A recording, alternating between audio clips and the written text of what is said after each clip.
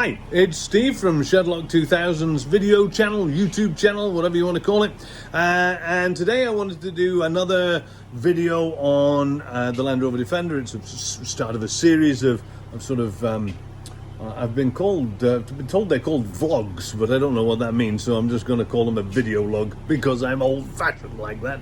Anyway, I'm going to give a bit of a talk today on a bit of a feedback or thoughts on the usability of the Land Rover Defender from a sort of a living with working kind of vehicle perspective. And so what I'm going to do is I'm going to turn the camera around. I'm going to talk to you about some things that I find particularly handy and a couple of things that I find a bit frustrating.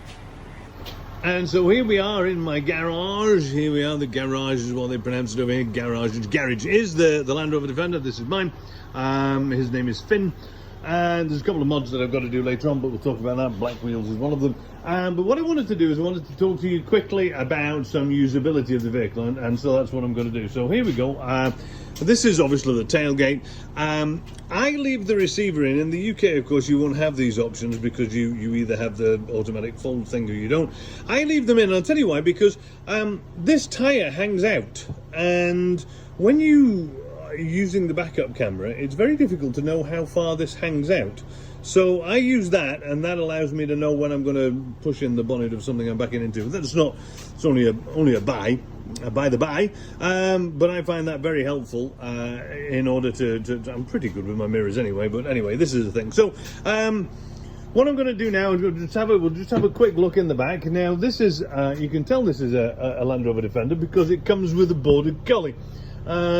It is a rough old collie Kelly, a Harrow Jip.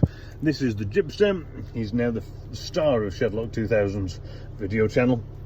But I was just going to have a quick chat about the usability. Now, in the back here, you can see it goes, well, perhaps you can't see, but it goes up a little bit like that. You see, it goes up.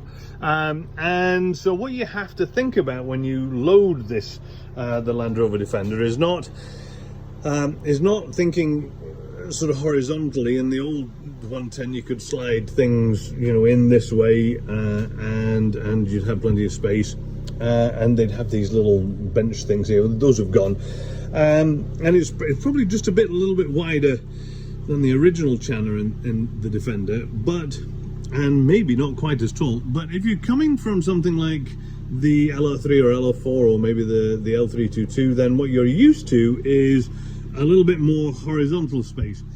And what I've been doing is I've been sort of stacking things up, because there's actually more space in the back than you think. It's just that the way of thinking about it is the wrong way around. So this I find useful into thinking sort of 3D, to give you a bit more space. I also find that it is a bit frustrating to have things like, this is Gyp's water, tied in, and so one of the things I've got to try and figure out is that's another annoying thing about the Land Rover, is if you carry the keys in your pocket and you lean in the back door, it beeps because it's already running. Anyway, I'm going to try and mount something so that I can hang or mount the water on the side. The reason for that is because these bottles are a little bit frustrating because it's empty. You can't sort of get underneath to all the things that are stored under there. Oh, you're all right, Jim. You're having fun, aren't you, lad? Yeah. Anyway, so that's that. There's been a lot of talk about this back door. I would have preferred it if it had come with a split tailgate. I think, like many of you would have been, but it is what it is, isn't it? And we have to put up. So it's got this glide door thing that we've all heard about, and there's a bit of a thing here that talks about the triangle location, which is here. For those who, I'm assuming it's a thing in all countries, but if you twist this, you get a little warning triangle. But there is this thing that the waddle. So when you waddle the thing, it goes. When you waddle the thing being the back door, when you waddle the back door, it goes stiff, and then you kind of have to pull a lot harder to get it to move. So it rolls. I mean, I'm only telling you what everybody else has told you, but this is handy if you're working on a bank because you can just give it a bit of a waddle, and then the door allegedly stays where it is. There's a limit, of course, to that. Anyway, I don't know if you've noticed this as well. This is something that I wanted to just briefly mention. And I'm a bit sad because I don't understand why they haven't done this to the rest of the door. But there's a what they call the soft close. So if you close it a little bit, it sort of sucks it in. Now I don't know if you saw that. I'll do that again. You see that? You can probably hear the noise as well. Let me try one time.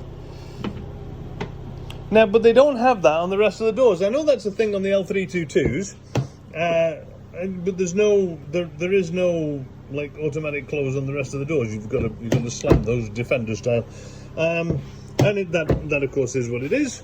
I'm not quite sure why it's a boon on the back door and not on the side door. Maybe it's because you want to trap things. I'm not quite sure, or maybe you want to.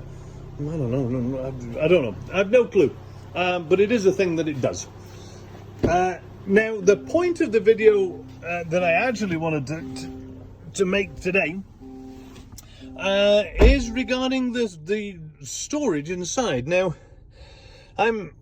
as many of you know that have followed me on the Facebook groups and other things, I am somewhat vexed that there's no armrest, and the armrest has been deleted, I suppose, in virtue of the jump seat that would be here, or because of this, and presumably they say you can't have one, it won't fit or something. So apart from that particular and obvious sort of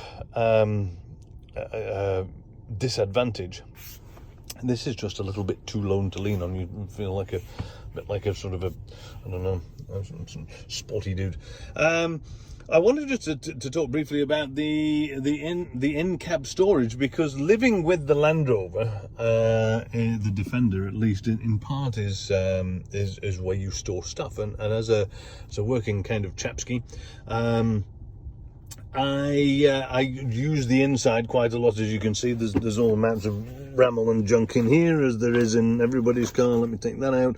Receipts that I need to file somewhere and all that kind of stuff, and empty wrappers from life, and the keto bars. I'm currently on a keto diet. They're a nightmare, but those are very good if you're doing keto. These are top banana.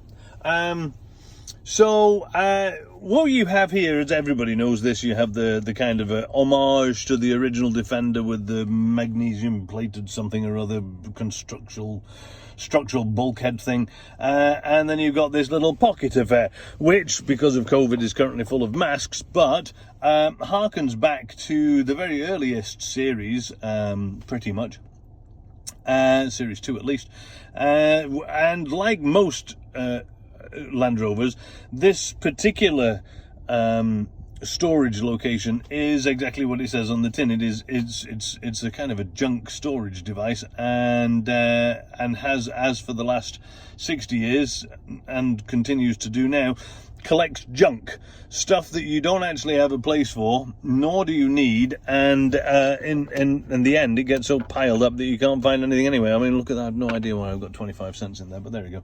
And it's got a cute little rubber mat to sort of stop your junk flying out at you, and there are holes here, so if you needed to stick a wrench or something, a wrench, listen, I've been in Canada too long, a spanner, if you want to stick a spanner in there or some other thing, then you can.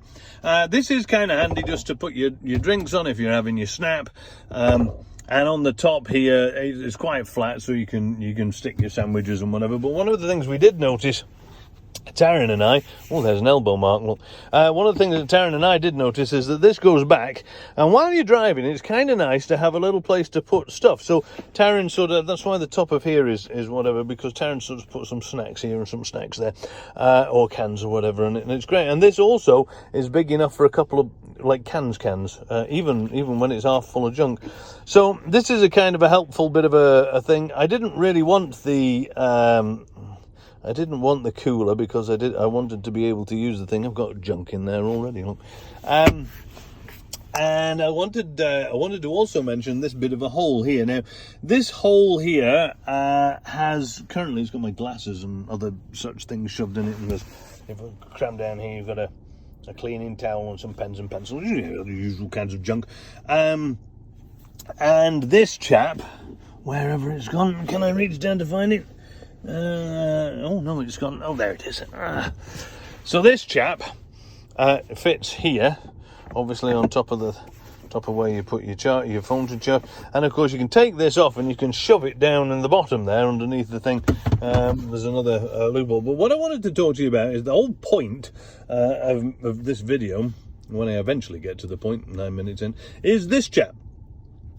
This is it's a large water bottle, as you can see. It's a massive chap, and this hole is the perfect size for it. Now, the other thing that's interesting is that when you live with a Land Rover and you actually, you know, do some real work with it and sit in the field and build fences or walls or whatever, you need somewhere for your snap, and you sometimes you have somebody with you and they're sat in the seat, and the dashboard gets full of cups and all the rest of the nonsense. But this is really handy because you don't have to have it rolling around on the floor, which is a bit of a nightmare when we just come to a stop or whatever. And so this is, I don't know whether it's designed for this purpose, but it's really handy to be able to put long things like flasks or what do they call them over here? Thermoses is what they call them.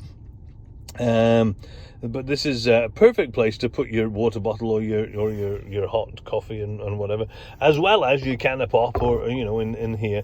And that thing that I've just thrown over here, which I now have to redo, but you didn't think about that first, did you muppet? Anyway, this chap fits here as well, so then you can put your mug or whatever, and you can put your snap or your sandwich on there as well. And drink out of this too. So that's super handy. And these little pocket chap things here has got some clips and some clippers and toothpicks. How very embarrassing. And behind here, I mean, you can see this wire going through here. There's a bit of a flashlight or some nonsense here. What's this? A flashlight, a second battery or whatever. And that's fitting there behind the Privy Pro. And this is my buff, which I use for my mask. And so the storage is quite handy. And they've actually really thought about the living with this vehicle. There's been a lot of criticisms about the Defender not living up to its name because it's a bit of a mole creeper or whatever they want to call it, or a school run chap. But the reality is that if you actually do use it for work, the storage is pretty well laid out. The only thing I would like to criticize, if I may, and I'm going to, because all I do is these things. So this is the touch light. So you have you got a little map reading light and the touch light, and with this main one here, as you can see, this little one only puts the side ones on and not that back one. But if you click on the big chap, then the back ones come on, and so do the ones in the back of the boot. But they're useless. They're absolutely terrible. The bulbs aren't bright enough, and they've got this smoked glass sort of affair designed to, I don't know what that's designed to do, but look cool or something. But the result is that you can't see anything. So if you're working at night time and you come in and you want to fiddle around with something, actually they're not very good. So in my L322 I changed these changed the bulbs they were just incandescent chaps for some Philips sort of capless LEDs, and it was a significant improvement. But these, I don't know whether they're going to be able to be changed. I have to pull them out and have a look and see if I can get them in there. Now, I know that Powerful UK, shout out to the Powerful UK chaps, they are offering these lights here and these chaps here. They make a brighter version of those, and they also make a couple of coloured versions of those for those of you that don't have the fancy cabin lighting like me, those poor people. But they can't change these lights because of the way they mount. So this might be a bulb related affair. We might have to fiddle about with that. So if you want brighter chaps of these, and you like the puddle lights and the footwell lights, you can get them in red and blue from Powerful UK. My white ones are on the way. Thanks very much, boys. But as it goes to up here, I will post another video to see if I can rip this apart and put in better things. Anyway, that's it for me. I'm going to do another video for you. I'm going to show you the shiny device here instead of the dashboard. Shiny device. If you want to keep updated with my various videos and the like, then please do. I think, what do they say? Subscribe here or here or wherever. Subscribe to the channel. I don't know how to do this yet, but I'm following this from the chap at Powerful who does this a lot. So follow wherever the sign comes. Subscribe to the channel.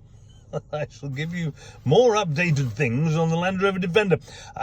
Next one I should probably talk about customization.